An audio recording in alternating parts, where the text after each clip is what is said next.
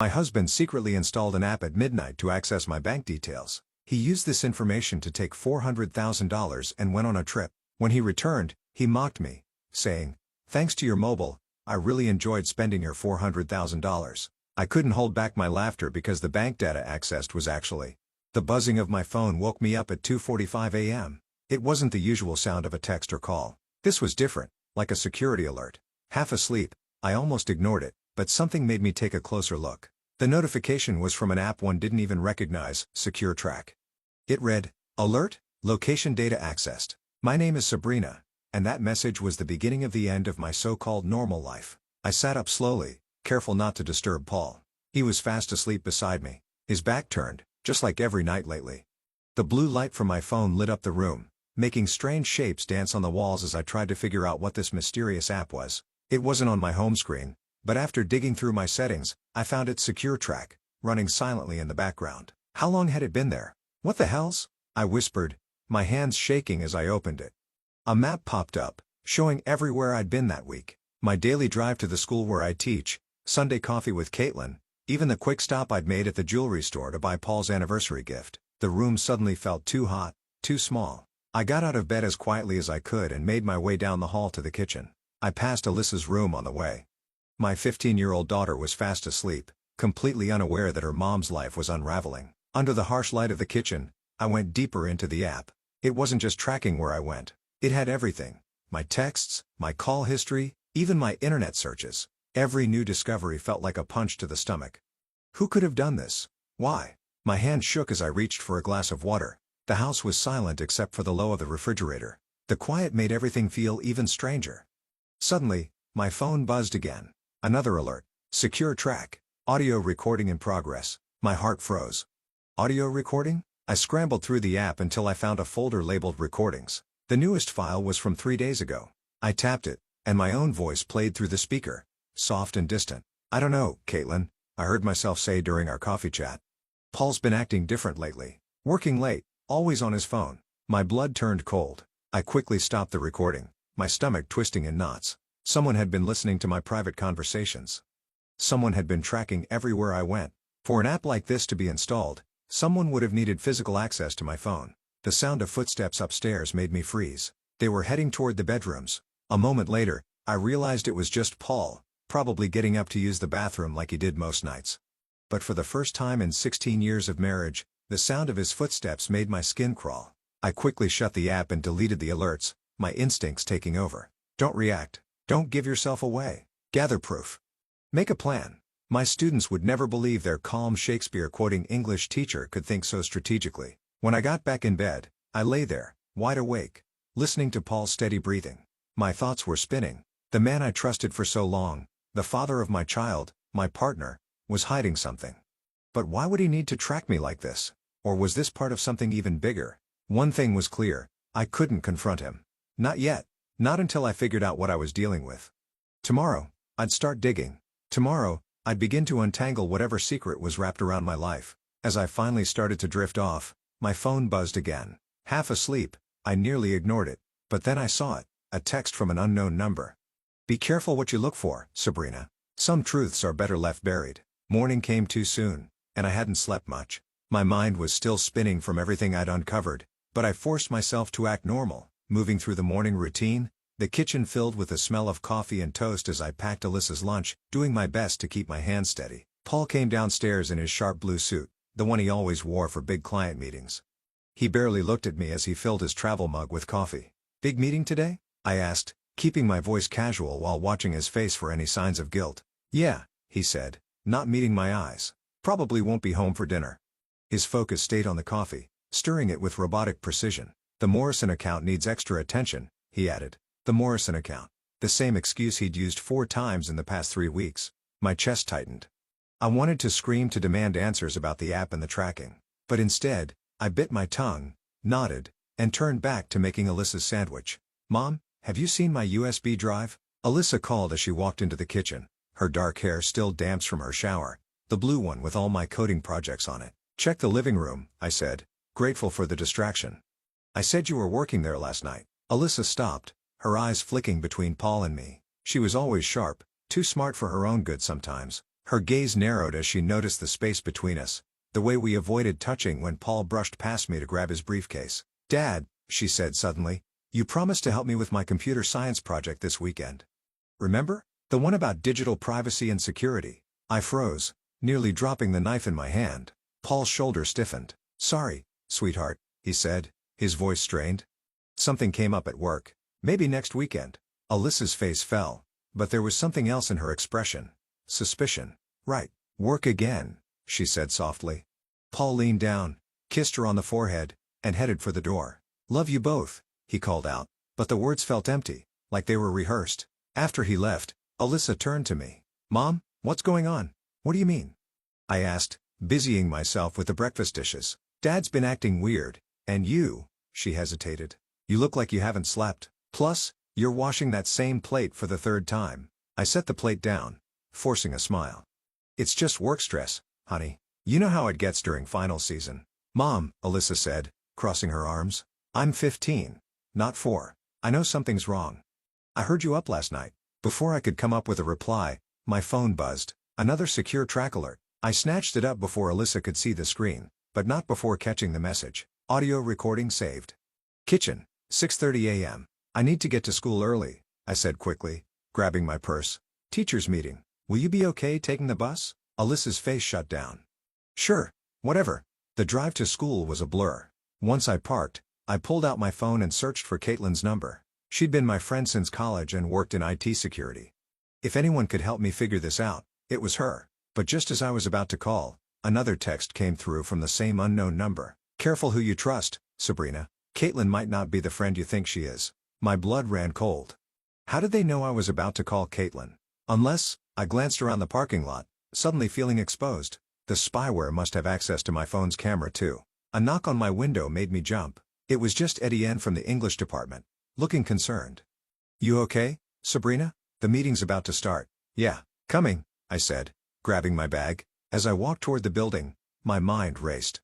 I couldn't trust my phone. I couldn't trust my husband. Maybe I couldn't even trust Caitlin. And worst of all, I was starting to see cracks in my relationship with Alyssa, the one person I was trying so hard to protect from all of this. I walked into the school building, and my phone buzzed again. The message read, "Smart girl, your daughter. Maybe she should look into that computer science project more carefully." Lots of interesting things to learn about digital privacy these days. This wasn't just a warning anymore, it was a direct threat, and now they were pulling Alyssa into it. That was my breaking point. Tony Stark's office was tucked between a laundromat and Italian takeout place. The private investigator looked as worn as his leather chair. He flipped through the screenshots I'd taken of the spyware app. "Secure Track Pro," he said, sliding his glasses off.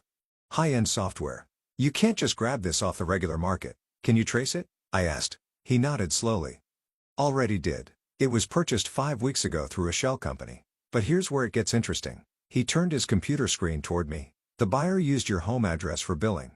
My stomach sank. "Paul, that's not all," Tony continued, clicking through more files. "The shell company's been busy. They've been making regular payments to a rental property in Oakwood Heights. Fancy place. Too pricey for one person. Unless someone else is helping with the rent," I said, the words bitter in my mouth. Bingo. He pulled up a photo on the screen. My heart dropped. It showed Paul walking out of the building with a woman I didn't recognize. She was younger than me, effortlessly beautiful, the kind of person who didn't have to try. His hand rested on the small of her back in a way that was far too familiar. "Erica Carr," Tony said. "She works at Paul's firm. Junior partner, rising star, fast track for promotion." My phone buzzed again with another secure track alert, but I ignored it. I focused on the dates under the photos. "These are from the nights he said he was working late on the Morrison account," I muttered. Tony hesitated, then said, "There's more. The spyware? It wasn't his idea." I looked up startled. "From the email trail I found," he explained, "Erica pushed for it. She's been encouraging him to make a clean break." "A clean break?" I asked, my voice shaky. "From you and Alyssa." He slid a folder across the desk. "These are all the files I pulled, including," he tapped one document, "a consultation with a divorce attorney. Last week, the room felt too bright. The smell of Italian food wafting through the wall made me feel sick. Why the spyware then if he's planning to leave?" I asked. "Insurance, maybe. Or control. People do strange things when they're living double lives." My phone buzzed again. This time, I looked at the screen. "Having fun with Tony? Wonder what Paul would think about his wife meeting strange men in secret." I felt the blood drain from my face. I showed Tony the message. His face darkened. "They're watching you," he said quietly. "Probably through your phone's camera." He grabbed a sticky note and scribbled down a number. "Here, this is a burner phone. Use it to contact me from now on. And, Sabrina," he looked at me, his tone serious, "be careful. People who use surveillance like this, they're not just messing around." As I walked to my car, another text popped up. "TikTok, Sabrina. How long before Alyssa finds out her mother is sneaking around too?" I sat in the driver's seat, gripping the steering wheel so tightly my knuckles turned white. They were trying to mess with my head, to make me doubt myself, to make me feel guilty for uncovering their lies. My phone rang. It was Paul. "Hey," he said, his tone casual and smooth, like nothing was wrong. "Just checking if you can pick up Alyssa today. My meeting's running late." Meeting? Right. I wondered if Erica was with him at that very moment, maybe running her fingers through his hair the way I used to. "Actually," I said, my voice steady, "I have a meeting too. With the Morrison account." The silence on his end was deafening. "The Morrison accounts?" His voice cracked slightly. "Yeah," I said, starting my car. "Funny thing about that account, Paul. They closed their business 5 months ago." I didn't wait for his reply. "But hey, enjoy your meeting. Say hi to Erica for me." I hung up before he could respond, my heart pounding. Through the windshield, I caught a glimpse of my reflection. I looked pale, scared, but there was something else too. Something harder, something determined. My phone lit up with his number again. I declined the call and opened the Secure Track app. If they wanted to watch me, fine. Let them see what happens when they push someone too far. I'd planned to go to Erica's apartment, but instead, I found myself in my classroom during lunch. I stared at a stack of unsigned permission slips for tomorrow's field trip, lost in thought. Alyssa appeared in the doorway. "You missed breakfast again," she said, dropping her backpack by my desk. "And, Dad didn't come home last night." I forced a smile. He texted, "Late meeting." "Stop." Alyssa's voice cracked. "Just stop lying to me." The fluorescent lights buzzed overhead as we locked eyes. Her face, once soft and childlike, now carried sharper edges. Too knowing. Too grown for her age. "I found something on Dad's laptop," she said, pulling out her phone. "Remember when he asked me to help organize his work files last weekend?" My stomach tightened. "Alyssa, there were emails," she interrupted. "A lot of them. To someone named Erica." She placed her phone on my desk, the screen facing up. "He's planning to leave us, isn't he?" Before I could answer, a student appeared at the door. "Mrs. Matthew, Principal Owen needs to see you. He says it's urgent." I found Paul waiting in the principal's office, sitting next to Mr. Owen. Paul wore his courtroom smile, the one he used when he was about to tear someone's reputation apart on the stand. "Sabrina," Owen began, shifting uncomfortably, "serious allegations have been made. There's a claim about inappropriate contact with a private investigator during school hours and concerns about your emotional stability affecting your teaching." The trap was closing. Paul had gotten ahead of me, spinning the story to suit him. Of course, he had. He was a lawyer. Manipulating narratives was his specialty. "I'm worried about you, honey," Paul said, his voice dripping with fake concern. "The paranoia, the accusations, the secret meetings. This isn't like you. Let me help you." Help? Like he'd helped by planting spyware on my phone? Like he'd helped by planning a divorce behind my back while pretending to be the perfect husband? "Mr. Matthew has suggested you take a leave of absence," Owen added. To get things sorted out, my phone buzzed. Another Secure Track alert. Probably recording every word of this conversation. They were building their case, trying to make me look paranoid. Unfit to teach, unfit to parent. "I have proof," I said quietly, my voice steady. Paul's smile faltered for just a moment. "Proof of everything," I continued. "The spyware you and Erica installed on my phone, the shell company, the apartment in Oakwood Heights." I turned to Owen. "I also have recordings of every conversation from the past 5 weeks. Yes, including conversations with students and parents. I wonder how the school board would feel about that kind of privacy violation." Owen's face went pale. "Privacy violation?" he stammered. "I'll email you the evidence," I said, standing up. "But right now, I need to speak to my daughter." "She found her emails, Paul. The ones to Erica about leaving us." Paul's confident mask cracked. "Alyssa found them?" "Yes," I said sharply. "So, while you're here trying to ruin my career to cover your tracks, our daughter is sitting in my classroom, trying to figure out why her father is abandoning her." I walked out, leaving them stunned and scrambling for words. In the hallway, my phone buzzed again. This time, it wasn't Secure Track. It was a text from Tony. "Got something big. Erica's not who she claims to be. Meet ASAP." Back in my classroom, Alyssa was still there, her laptop open, lines of code scrolling across the screen. "What are you doing?" I asked, my voice shaky. "Fighting back," she said, not looking up. "Did you know most spyware has backdoors that can be hacked? Dad really should have done better research before buying it." I watched her fingers fly across the keyboard, her face focused and determined. In that moment, she looked so much like me. Not the scared, gaslit version I'd been lately, but the strong, fearless version I used to be. The version I needed to find again. "Mom," Alyssa said, finally looking up. "I found something else in the app's code," Alyssa said, her voice low. "Something bad. Really bad. I don't think this is just about Dad's affair anymore." My phone buzzed. This time, it wasn't the unknown number. It was from Erica herself. "We need to talk. Your husband isn't the only one being blackmailed. Meet me tonight." Alyssa's face was lit by the blue glow of her laptop as we sat in Tony Stark's dimly lit office. "It's not just spyware," she explained, her fingers flying across the keyboard. "It's part of something bigger. Look at these network connections." Tony leaned closer, squinting at the code. "These IP addresses, they're routing through law firms across the state." "Dodd's firm isn't the only one involved," I said, Erica's message about blackmail flashing through my mind. "How many, Alyssa?" 17 so far," she said. "They're all using the same spyware, all tied to one central server." Her fingers kept moving as she added, "And get this, they're all handling high-profile divorce cases." Tony let out a low whistle. "Surveillance footage, private conversations, location data, that's a goldmine for divorce settlements." My phone buzzed again. Another message for America. "They're watching.